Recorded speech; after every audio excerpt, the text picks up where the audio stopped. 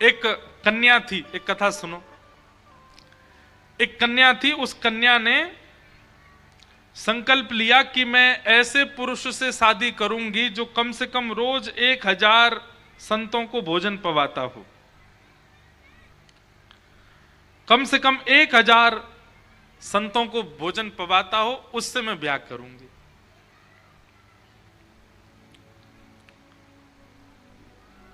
तभी उस नगर में एक सेठ जी रहते थे, मतलब सेठ जी नहीं थे तो वो युवा ही, ब्याह नहीं हुआ था उनका।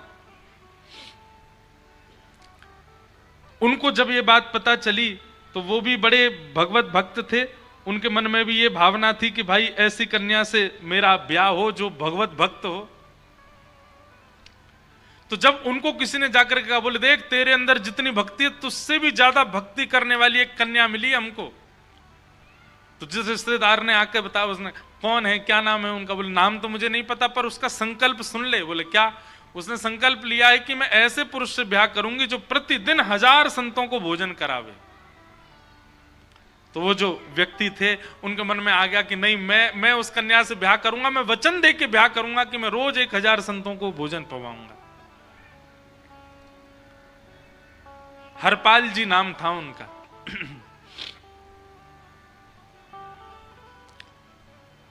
वचन दिया, लिख करके अपनी पत्नी को दे दिया, चाहे मेरी स्थिति कैसी भी हो जाए पर मैं तुम्हारे वचन को निभाऊंगा, मरते दम तक 1000 संतों को नित्य भोजन कराऊंगा। पत्नी ने उनसे ब्याह किया, दोनों का ब्याह हो गया। बहुत संपन्न परिवार के थे, बहुत धनवान परिवार के थे हरपाल जी, पर उनका कहीं भी कार्य काज काम में कहीं मन लगता नहीं था, घर पे रहते थे। लेकिन पत्नी ने आकर के काम शुरू करवा दिया, रोज 1000 संतों को भोजन कराते। रोज घर में भट्टी चलती रहती, रोटी बन रही है, सब्जी बन रही है, दाल चावल खीर पकौड़ी। और संत महाराज, अब 1000 संतों के लिए निमंत्रण था तो जरूरी थोड़ी कि 1000 एक बार आ जाए तो उसको उठा देंगे। सब जगह हल्ला हो गया, एक हरपाल नाम का व्यक्ति 1000 संतों को भोजन कराता है, तो कम से कम 2-2.5 संत रोज आते थे। हरपाल जी सबको पवाते, जितना धन उनके पास था सारा धन लगा दिया संतों की सेवा में। धीरे धीरे सारा धन खत्म हो गया तो अपने पुश्तैनी घर का जितना वैभव था पुराना, धीरे धीरे उसको लगाने लगे। धीरे धीरे वह भी खत्म हो गया। एक दिन उन्होंने मन में विचार किया कि संतों की सेवा नहीं रुकनी चाहिए। अपना घर बेच दिया, किराए पर चले गए और उस घर से जितना पैसा मिला देवी से बोले, अब तो देवी देखो कम से कम 5 साल हमको कहीं कुछ नहीं करना, 5 साल तक खूब सेवा होगी, इतना पैसा आ गया। खूब सेवा की, 5 साल तो बड़े आनंद में निकल गए, लेकिन 5 साल बाद वो पैसा भी खत्म होने लगा। तो हरपाल जी बोले अब कैसे सेवा करें? पत्नी को वचन दिया था, जबकि अभी तक करीब 20-25 वर्ष हो चुके उनको सेवा करते करते। लेकिन बंधुओं देखिए, सेवा और भगवत नियम ये कोई संसारी क्रिया नहीं है कि आपका 5-6 दिन में मन भर जाए उससे। संसार की जो स्थिति होती है ना उसमें मन भर जाता है, पर भगवत क्रियाएं जो होती है ना उसमें हर दिन नवीन लगता है। हमको कथा करते करते 9 वर्ष हो गए, पर हमको हर कथा में एक नवीनता हमें ही प्राप्त होती है। हर कथा में खुद को कुछ नया सा पाते हैं।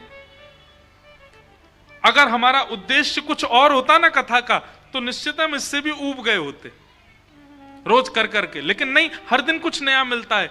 भक्ति वही ये एक पैरामीटर है नापने का कि अगर आप अपने भजन से, अपने साधन से, अपने गुरु से, अपने नियम से यदि ऊब रहे हो तो इसका मतलब आपने शुद्ध किया नहीं था।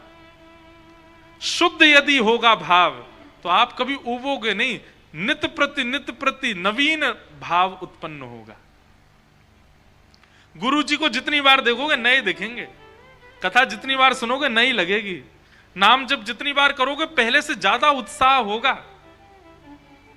हरपाल जी का यही था, 25 वर्ष हो गए सेवा करते करते, सब लुटा दिया, लेकिन अब भी संत सेवा करने में उनको आलस नहीं आता।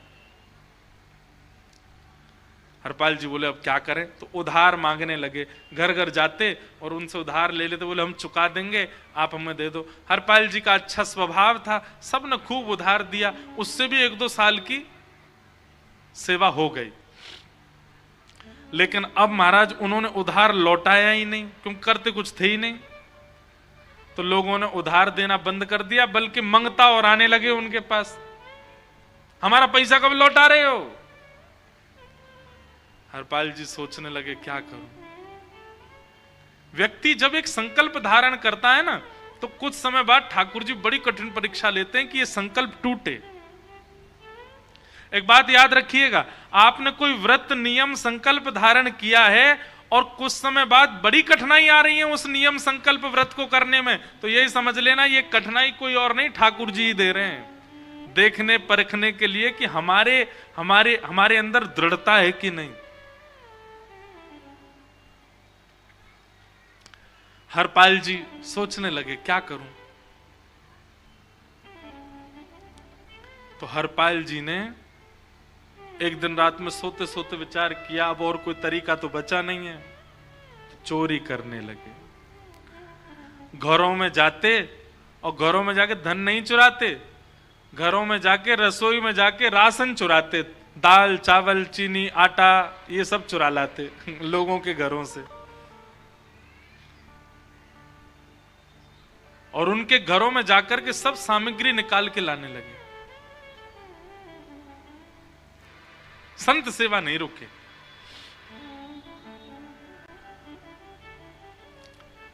एक दिन एक संत ने उनको कहा, बोले हरपाल जी हमको पता लगा है कि आप चोरी वोरी करते हो और धनवन नहीं चुराते हो, लेकिन आप रसोई घर की सामग्री चुरा लेते हो। बोले भगवान क्षमा करना कान पकड़ के, पर मैं क्या करूं, संत सेवा रुकनी नहीं चाहिए। तो उन संत ने आज्ञा कर दी, बोले काम करो, सबके घर का राशन मत चुराया करो, उनके घर का चुराया करो जिनके घर पर ठाकुर जी का भोग नहीं लगता। बोले हाँ ये बात ठीक है। बोले क्योंकि अभी तुम उनके घर का भी चुरा लाते हो जिनके घर ठाकुर जी बैठे हैं, अब उनके घर का राशन लिया तो बेचारे ठाकुर जी क्या पाएंगे। हरपाल जी बोले नहीं ये बात तो ठीक है, अब मैं उन लोगों के घर से राशन चुराऊंगा जिनके घर ठाकुर जी की सेवा नहीं होती, संत सेवा नहीं होती, जो तीर्थ नहीं जाते, भगवान नाम नहीं बोलते। नास्तिकों के घर से अन्न चुराते और ला करके भोग लगा देते, ठाकुर सब संतों को पवा देते। भगवान एक दिन वैकुंठ में बैठे बैठे हरपाल जी को देख रहे थे, और देखते देखते ठाकुर जी बोले रुक्मणी जी देखो ना ये कितना प्रिय भक्त है, संत सेवा रुक ना जाए उसके लिए चोरी तक करने लगा है, सब लुटा दिया है अपना।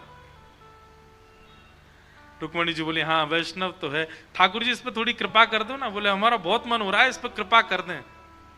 बोले कैसी कृपा करोगे। ठाकुर जी बोले रुको अभी आते हैं। भगवान गए और महाराज ऐसी लंबी सी मूछ लगा करके बढ़िया सुंदर पाग पहन करके, गले में खूब सारे आभूषण पहन के, हाथ में कड़ूला पहन के, खूब सारी अंगूठियां लेकर के, और पैरों में सोने की जूती, हाथ में सोने की बेंत लेकर के एक बढ़िया मालदार सेठ बन करके आए। रुक्मणी जी बोली क्या कर रहे हो। बोले हरपाल रात्रि में तो लोगों के घर से अन्न चुराता है और सुबह राह चलते हुए धनवान लोगों को लूट लेता है। हम जा रहे हैं इसके राह के राहगिरी बन के और अपने धन धान्य से इसको इतना आकर्षित कर लेंगे कि हमको ही लूटेगा, और जब खुद को लुटवा देंगे ना इसको तब हमको चैन पड़ेगा, हाँ अब हमको आनंद आया। और इतना धन देकर के आएंगे कि हरपाल जब तक जीवित रहेगा तब तक संत सेवा बंद नहीं होगी। रुक्मणी जी बोली आपका भाव बहुत सुंदर है, हम भी चलें। रुक्मणी जी बोली हम भी चलें। भगवान बोले चलो, तुम भी ऐसे ऐसे आभूषण पहन के चलो कि जैसे ही हरपाल लूटे और लूट करके उनसे धन लावे तो इतना धन आवे कि उसका धन कभी खत्म ही नहीं हो। तो रुक्मणी जी ने अक्षय अक्षय मणियां पहनी, जो कभी जिनका मूल्य, जिनसे मिलने वाला रुपया कभी खत्म ही नहीं होता, ऐसी ऐसी मणियां, साक्षात लक्ष्मी है। हरपाल जी खड़े थे और आज संत सेवा की कोई व्यवस्था नहीं बनी रात में कहीं से लेके भी नहीं आ पाए और सुबह से संतों का जमावड़ा लगाया घर के बाहर। हरपाल जी सोच रहे हैं कोई बढ़िया मालदार मिल जाए, उसको लूट के ले जाएं, संतों की सेवा तो भी बन जाए। इतने में ही महाराज अदब की चाल चलते हुए, भ्रगुटी ऊपर उठाए हुए, एक अभिमानी व्यक्ति की तरह छड़ी पटकते हुए श्री ठाकुर जी सामने आ गए।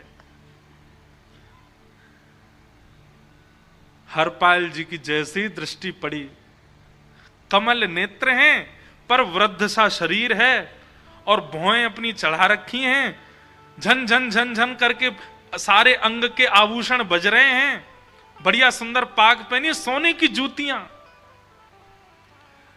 हरपाल जी ने जैसे ही देखा, हे ठाकुर जी, हे विधाता, आपकी बड़ी कृपा, आज तो ऐसा मालदार भेजा है कि इसको लूट लूंगा तो जीवन भर कहीं से मांगना ही नहीं पड़ेगा। इतने में ही पीछे से आती लक्ष्मी दिखाई, सेठानी जी दिखाई दी।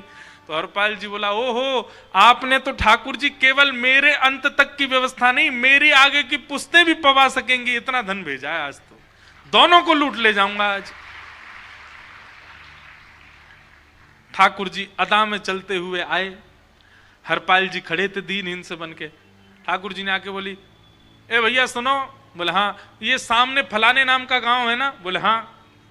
अरे इसके आगे एक शहर है, हमको वहां जाना है, हम दोनों पति पत्नी वहां जाने के लिए निकले, बैलगाड़ी पीछे हमारी उसका पहिया टूट गया तो वो छोड़नी पड़ी, पैदल ही जाना पड़ेगा, लेकिन हमको पता है क्या, इस नगर में एक हरपाल नाम का चोर रहता है। हरपाल जी खड़े हैं सामने। बोले अच्छा, और हमने सुना है वो बड़े बड़े सेठों के यहां से अन्न चुरा लेता है, आजकल धन भी चुराने लगा है, और राह चलते हुओं के धन धान्य भी चुरा लेता है। लेकिन आप तो शक्ल से बड़े भोले लगते हो, आप तो जानते होंगे उस हरपाल को। हरपाल जी बोले हाँ, बहुत अच्छे से जानता हूं मैं। बोले आपको हम कुछ मुद्राएं दे देंगे, कुछ धन दे देंगे, आप हमको कैसे भी सही सलामत इस नगर से निकाल के ले जाओ। हरपाल जी बोले, आप बिल्कुल सही जगह आए हो मेरे पास, मैं यहां इसीलिए खड़ा रहता हूं, जो भी हरपाल से डरते हैं उनको बचा के ले जाता हूं। भगवान बोले तो क्या करना है? बोले इस नगर के बाहर बाहर जंगल का रास्ता है, वहां हरपाल नहीं जाता, मैं आपको वहां से ले जा करके और आप जिस जगह जाना चाहते हैं वहां आपको छोड़ दूंगा। ठाकुर जी बड़े खुश हो गए। सेठानी जी देखो बहुत बढ़िया भला आदमी मिला है, और भैया इसको हम कुछ धन धान दे देंगे। तो हरपाल जी बोले, लेकिन एक शर्त है, धन पहले दे दो। क्यों? बोले क्योंकि हमारी पत्नी जो है वो घर पे संत सेवा करने के लिए बैठी है, कोई व्यवस्था नहीं है, आप धन दे देंगे तो मैं व्यवस्था पहले घर की कराऊं, फिर आपको छोड़ाऊंगा। भगवान ने 1-2-4 मुद्रा दे दी, व्यवस्था करके हरपाल जी दियाए, और पत्नी से कह के बोले बस आज और पवा दो संतों को, अब ऐसी व्यवस्था मिली है कि हम क्या, हमारे आगामी 5 पीढ़ियां तक भी किसी को जरूरत ही नहीं पड़ेगी, संत सेवा होती रहेगी, इतना धन मिलने वाला है आज। हरपाल जी निकले, ठाकुर जी खड़े थे प्रतीक्षा में। हरपाल जी, आइए आइए सेठ जी, मेरे पीछे पीछे चलते चलो। और महाराज चलते चलते, सब इधर देखो, चलते चलते चलते चलते जैसे ही विहंगम जंगल में पहुंचे, भीषण जंगल, भयावह जंगल, महाराज सूरज की किरण भी नहीं पड़ रही थी पृथ्वी पर, दूर दूर तक आवाज भी जाने वाली नहीं थी। वहां जैसे ही पहुंचे, तुरंत हरपाल ने अपने सिर की पगड़ी उतारी और पूरा गमछा फैला दिया सामने, अपना बेंत पटकने लगा, खबरदार खड़े हो जाओ दोनों मेरे सामने। सेठ सेठानी बोले, क्या हुआ भैया, सज्जन आदमी, क्या हुआ? हंस करके बोले मैं ही हरपाल हूं, आप दोनों फंस गए, अब चलो अपने सिर से लेकर के पैर तक जितने आभूषण पहने उतार उतार के सब धरते जाओ।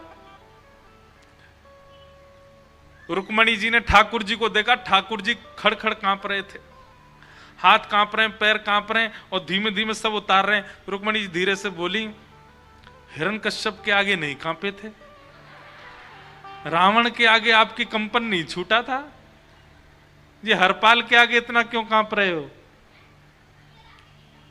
ठाकुर जी कह रहे हैं, भक्त है, भक्त से तो मुझे डर लगता है। वैष्णवों से ही प्रेम है, वैष्णवों से ही भय है, वैष्णवों से ही सब कुछ है मेरा। अहम भक्त पराधीन। मेरा भक्त जब रोष करता है तो जिस रोष से पूरा विश्व कांपता है, ऐसे रावण कुंभकर्ण आदियों के रोष से मैं नहीं डरता, पर मुझसे प्रेम करने वाला भक्त जब रोष करता है तो मुझे डर लगता है, मैं भयभीत हो जाता हूं।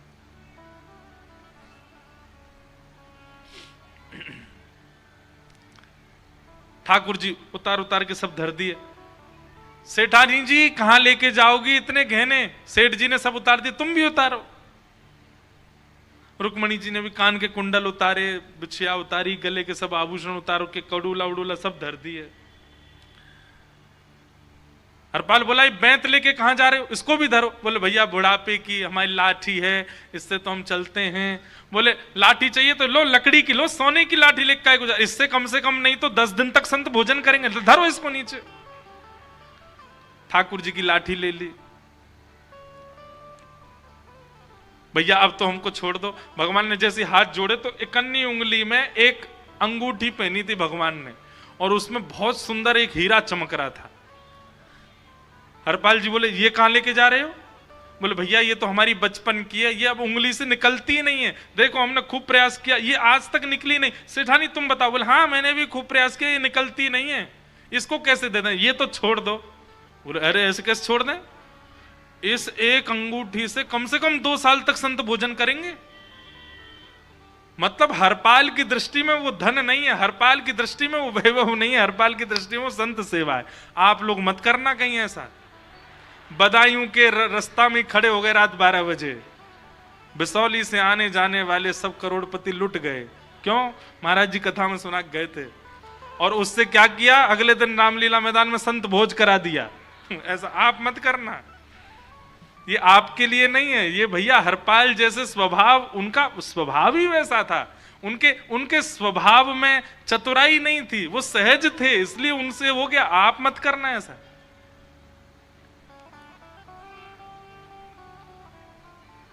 हरपाल जी बोले ये उंगली उतारो, इससे तो 2 साल तक भोजन होगा संतों का। भगवान बोले ये अंगूठी नहीं उतरेगी। सेठानी बोली मैंने भी बहुत प्रयास किया, ये अंगूठी नहीं निकलती है। हरपाल जी बोले निकलेगी कैसे नहीं? खूब प्रयास किया, जब नहीं निकली तो हरपाल जी ने पकड़ के बोला रुको, इसको उंगली को ही काट देता हूं, उंगली काट दूंगा तो ये निकल आएगी बाहर। जैसे ही उंगली काटने के लिए उन्होंने गरसा उठाया, इतने में शंख चक्र गदा पद्मधारी ठाकुर जी साक्षात प्रकट हो गए। अरे भैया रुक जा रुक जा रुक जा, हाथ उंगली मत काटे भैया, हम आए तेरे द्वार पर। जैसे ही देखा चतुर्भुज रूप में भगवान खड़े हैं, और इतने में ही वो सेठानी जी साक्षात लक्ष्मी के रूप में खड़ी हो गई। हरपाल जी थोड़ी देर तो देखते रहे, अपने ऊपर भरोसा ही नहीं हुआ कि ठाकुर जी आ गए, और तभी बेसुध होकर के वहीं गिर गए। भगवान ने जाकर के गोद में उठाया, हरपाल होश में आओ। हरपाल क्या हुआ?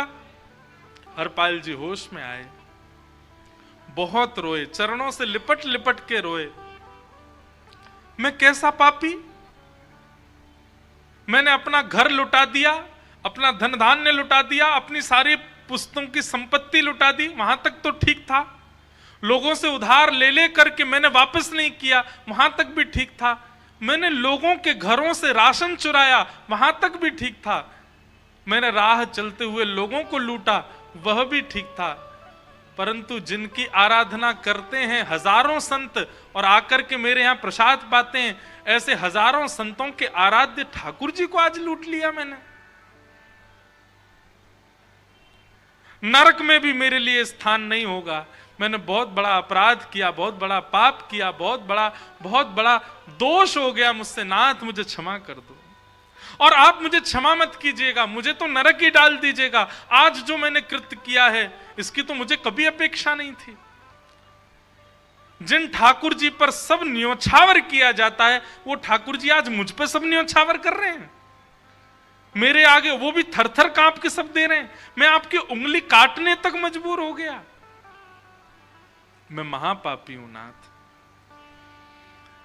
भगवान ने हृदय से लगा लिया हरपाल को, और बोले हरपाल तुमने जितना भी धन धान्य आदि लिया, इससे अपना घर नहीं बनाया, अपने लिए वस्त्र नहीं खरीदे, अपनी पत्नी के लिए व्यवस्था नहीं की। अरे मुझे तो यह भी याद है कि तुम संतों को प्रसाद पवा देते थे, 5-5 दिन तक स्वयं भूखे रहे हो।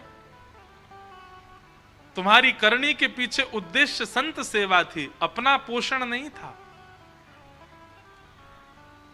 और शास्त्र आज्ञा करते हैं हरपाल,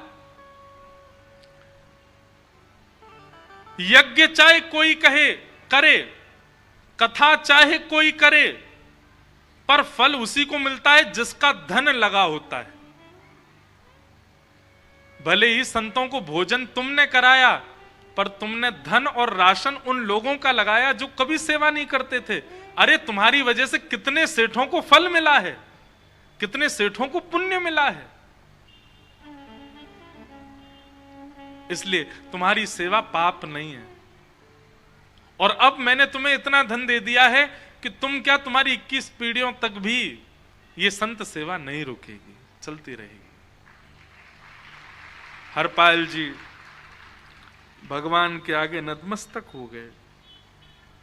ठाकुर जी ने आशीर्वाद दिया और कहा, हरपाल अब तुम जाओ, सेवा करो, हम प्रस्थान करते हैं। हरपाल जी ने कहा, भगवान पर मुझे एक बात याद आई अभी। क्या?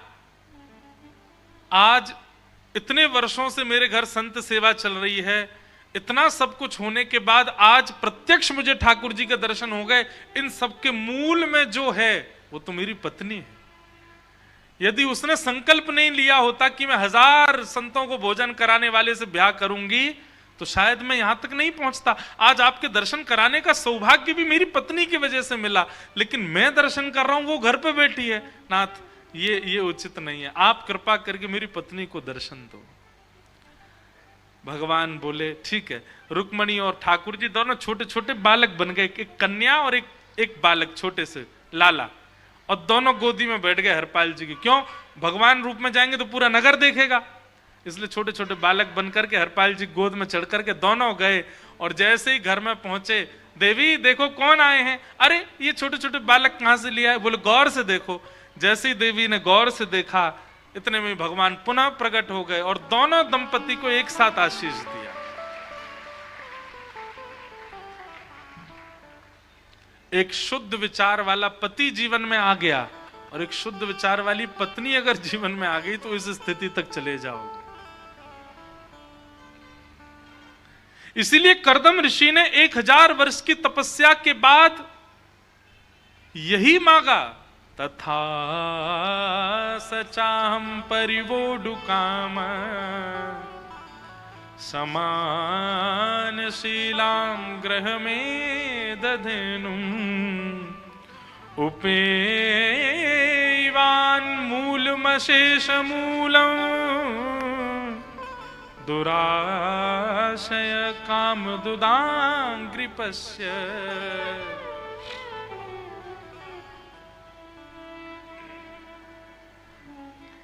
हे नाथ, इन 1000 वर्षों की तपस्या के फलस्वरूप मुझे एक ही वरदान दे दो। क्या? मैं आपसे जितना प्रेम करता हूं, मैं आपकी जितनी आराधना करता हूं, मुझसे भी ज्यादा आपसे प्रेम और आपकी आराधना करने वाली पत्नी मुझे प्राप्त हो जाए। हम तो हर कथा में कहते हैं, जिनके ब्याह नहीं हुए भैया, जो जो यहां बैठे हो, लग जाओ आज से ही माला फेरने।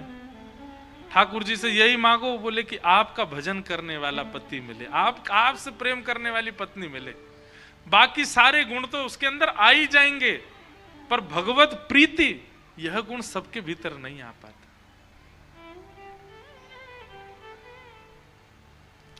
यह तो भगवत कृपा से ही आता है। भगवान इतने प्रसन्न हो गए, कर्दम ऋषि की बात सुनकर के नेत्रों से अश्रु गिरा, ठाकुर जी के प्रेमाश्रु।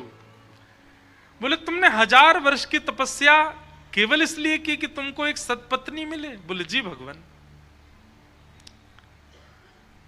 भगवान प्रसन्न होकर के बोले, कर्दम ऋषि बिल्कुल चिंता मत करो, परसों पृथ्वी के प्रथम मानव स्वयंभू मनु अपनी बेटी को लेकर के तुम्हारे आश्रम पर आएंगे। उस बेटी का नाम है देवहूति। और उसी से तुम्हारा विवाह होगा। और ये वरदान तो तुमने मांगा था कि एक सत्पुत्री से तुम्हारा सत कन्या से तुम्हारा ब्याह हो, पर एक वरदान मैं अपनी तरफ से तुमको दे रहा हूं। क्या? कि आप दोनों के विवाह के उपरांत आपके यहां संतान के रूप में मैं ही आऊंगा, आप दोनों का पुत्र बन के मैं आऊंगा। बताओ, मुझे यह प्रसंग इतना प्रिय लगता है कि ठाकुर जी ने, मतलब हमारा तप कैसा हो, हमारे भाव कैसे हो, हमारी सेवा कैसी हो कि हम जो चाहें वो ठाकुर जी दें, पर ठाकुर जी जो चाहें वो भी हमको दे दें, और ठाकुर जी जो चाहें वो हमको ना दें, हम जो चाहें वो तो हमें दें, और फिर दूसरे रूप में ठाकुर जी खुद को दे दें। करदम ऋषि के साथ वही तो हुआ। पहले रूप में तो करदम ऋषि जो चाहते थे वो मिला, उनसे ज्यादा भक्त पत्नी मिली, लेकिन दूसरे वरदान में तो ठाकुर जी ने खुद को दी, और ये अपनी तरफ से दिया कि मैं तुम्हारा पुत्र बन के आऊंगा। आहा, करदम ऋषि का तो खुशी का ठिकाना ही नहीं रहा, भगवान पुत्र बन करके आएंगे। देवहूति के साथ में करदम ऋषि का विवाह हुआ, और विवाह के उपरांत देवहूति माता ने 9 पुत्रियों को जन्म दिया, और 9 पुत्रियों के बाद 10वीं संतान के रूप में देवहूति माता के यहां पर भगवान कपिल का प्रादुर्भाव हुआ। बोलो कपिल भगवान की। भगवान कपिल पधारे,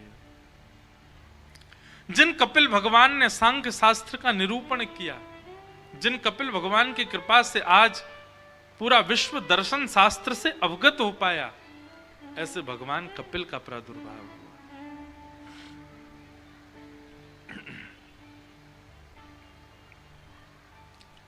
भगवान प्रकट हुए, देवहूति जी के साथ में भगवान कपिल का सुंदर संवाद हुआ। उसी संवाद को कपिल देवहूति संवाद कहते हैं।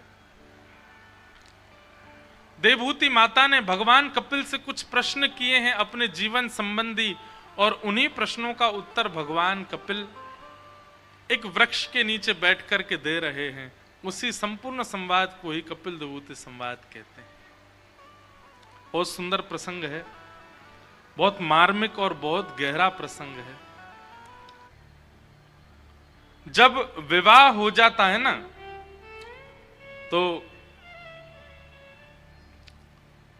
पति पत्नी का आपसी भाव जो रहता है वो इस पर टिकता है कि इन्होंने मेरे लिए कितना किया, पत्नी ने पति के लिए कितना किया, या पति ने पत्नी के लिए कितना किया, कितना समय निकाला, कितनी जगह उसके लिए आगे खड़ा हुआ, कितने एफर्ट्स लगाए।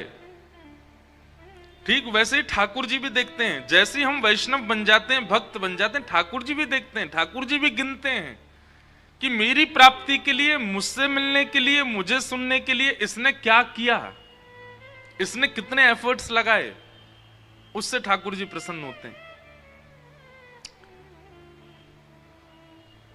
प्रयास मुक्त व्यक्ति, हमारी फिर प्रार्थना, जो आ रहे हैं जा रहे हैं, थोड़ी वहां शांति रखें, बस कोई बोल दो भैया, वहां कोई बोले ना।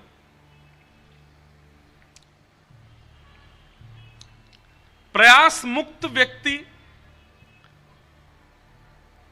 जो प्रयास नहीं करता, बड़ी सामान्यता से वस्तुओं को प्राप्त कर लेता है, वो कहीं ना कहीं वस्तु के मूल्य को नहीं जान पाता।